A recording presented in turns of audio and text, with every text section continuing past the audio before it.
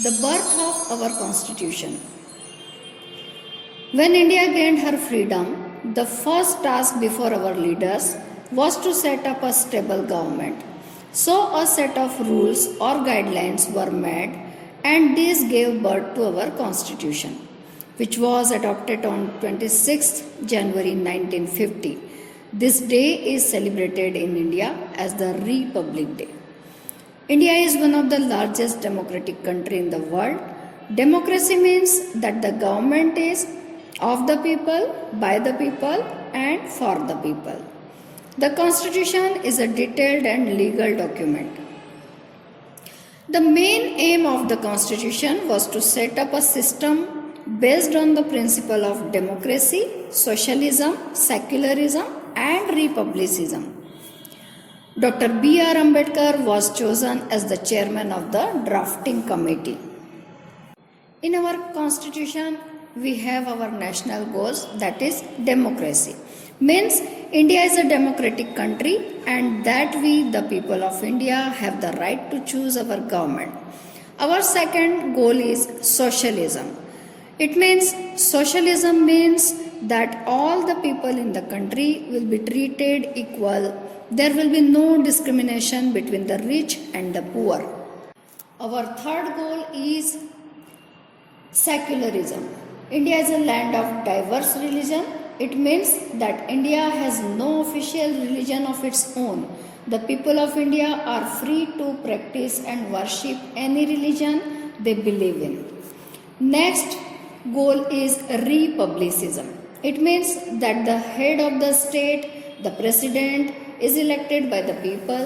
The president is not a hereditary ruler like the British monarch.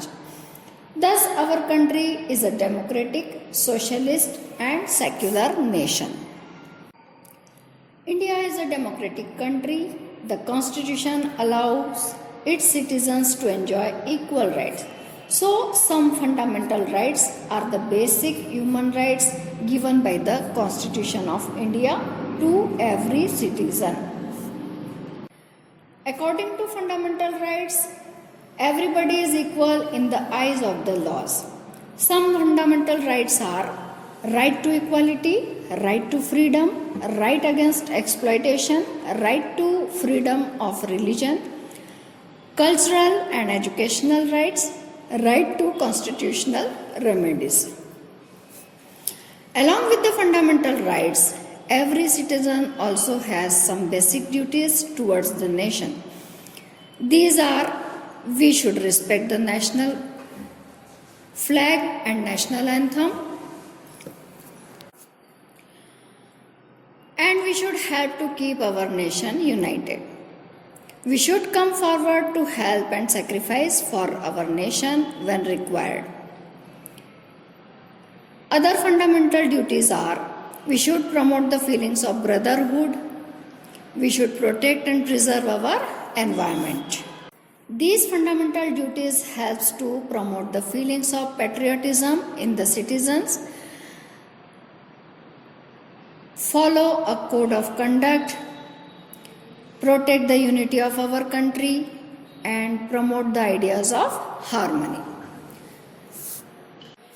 Some directive principles are given as guidelines by the Constitution to the central and the state government. These are: the government must provide proper living condition to its people. The government must ensure that the poor people are not exploited by the rich. And every child should go to school, and children up to the age of 14 years be given free and compulsory education. Better living conditions for backward classes like the scheduled caste and scheduled tribes. The government should promote public health and prevent cow slaughters. The government should promote forest wealth and wildlife of our country. Cottage industries and ancient monuments need to be promoted and protected. In this way, Constitution is a set of rules according to which a government runs. Thank you.